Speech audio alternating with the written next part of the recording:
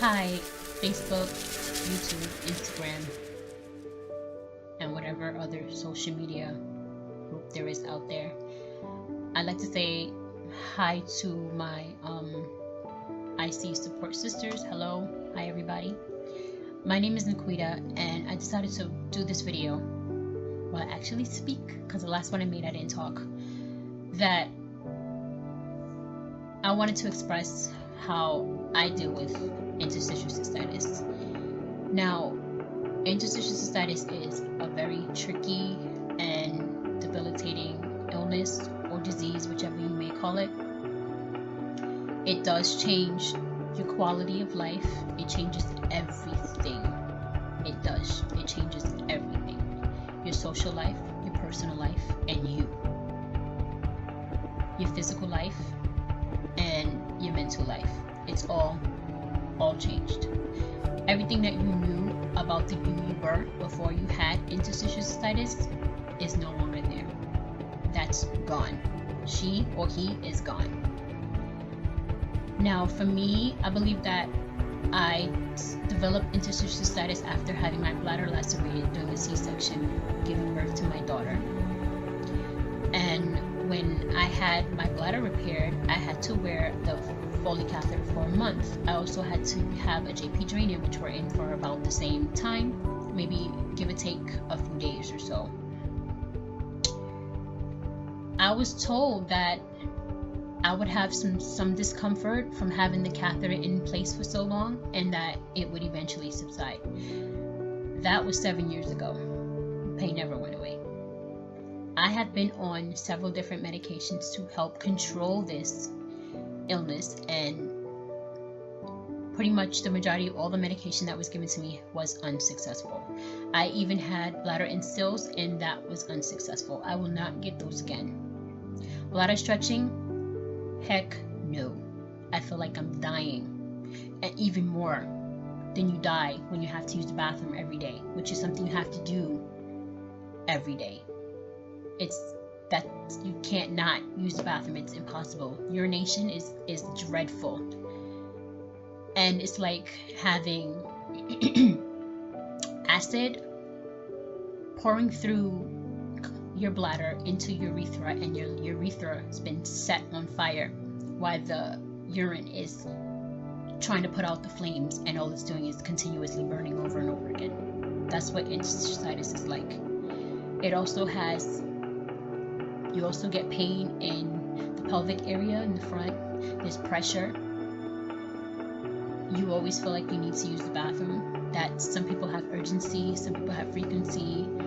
I am one who I do have frequency and urgency, so I do take medication for the frequency and the urgency. I have a window, which is an hour frame on the medication for an hour when it's warm outside. When it's cold outside, that window closes anywhere between 15 to 20 minutes on a good day, or depending on how my body decides, or what my body decides to do. Sometimes it'll give me a half an hour. And if it rains, that gap is no longer present. Even with the medication, it can go anywhere between 15 minutes to 20 minutes. And I'm pretty much up and down all day long, and I can't help it. That's just the way that my life is now. That's the abnormal normal. I have back pain. I have kidney pain. I have pains that radiate into my stomach. And like I said, when it's cold, the more pain that I have. Transportation, public transportation sucks for me, and it's dreadful when it's cold. Like the train, I prefer not to ride the train when it's cold outside, because it sucks. And I prefer not to ride the train when it's even hot outside, because it's so cold that I literally have to like keep my legs crossed to not feel air. The AC causes me problems. The fan causes problems. Any burst of cool air will cause a problem for me in that area. And well, the part of this that sucks is that the treatment options are horrible. The way you get treated in the emergency room is horrible. They either treat you like you're a drug addict and they don't do anything, or they don't treat you like you're a drug addict and they still don't do anything. Tylenol does not help with the pain. Advil don't help with the pain. I wish they would not prescribe that, but they do.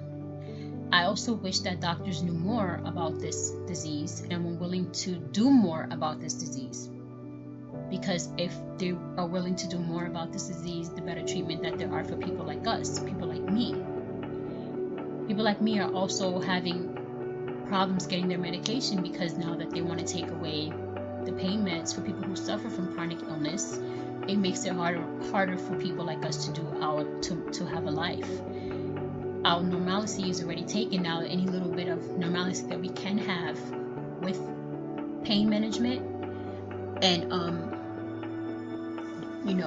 pain medication, that's all being threatened, and it's not fair for us to have to suffer from that.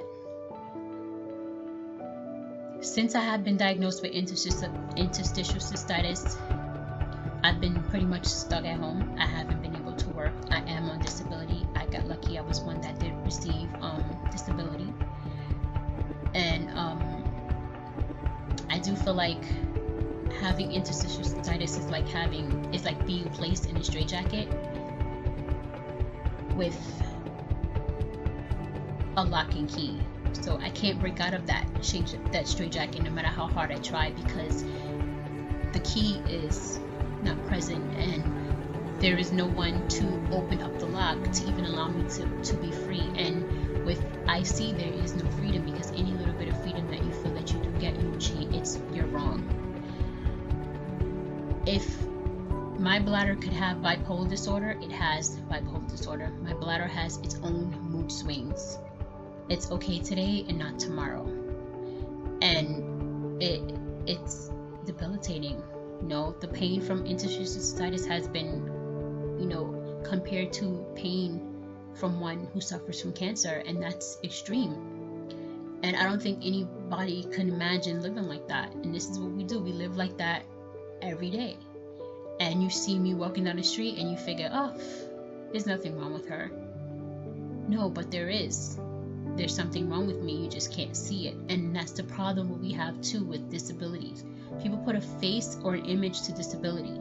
People believe that because you have an arm missing or a leg missing or physical disability, that you can visually see a disability it's not there. It's non-existent. That's not true.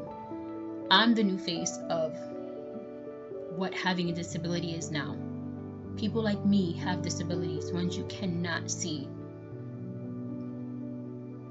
And I think that more women should come forward about having interstitial cystitis so we can spread more awareness, so we can get more, treatment medically from doctors who will be willing to do some research to try to help us have more of a substantial life and have more normalcy. There's the raw side of IC is that it changes your whole mental, physical, and personal life with people and everything that is that you do. So it's time now to not be afraid, not to open your mouth, and not to keep it bottled in, because there are so many people who go through this, and I'm one of them. And I was afraid to come out for so many years to even express what has happened to me. I was ashamed for forever. And no matter how many times somebody has set me down and said, this is not your fault, this is not what you did, you didn't do this to yourself, you still feel like you did, because I still feel like I put myself in this situation, but I didn't.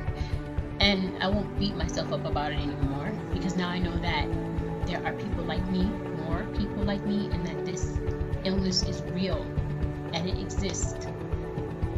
And it exists on another level that people can't even imagine. And we need better treatment. We need more help than people think. The suicide rate for people with this is bad.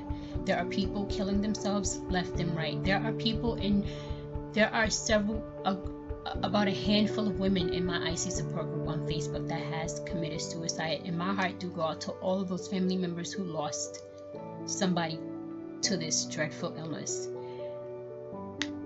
So we definitely need more support. We need more physical support, more emotional support, and we need not to be afraid to talk about what we do have. And we need people who are willing to listen. We need doctors who are willing to listen, and doctors who are willing to help us change this for our future kids, because your child can have this. Your child can go to sleep and wake up one night with it. Just so random, because it's just random. So I felt like I should share this, and I take comfort in those who do share their videos to express themselves and express how their life has changed physically, mentally, and emotionally on this, having this illness.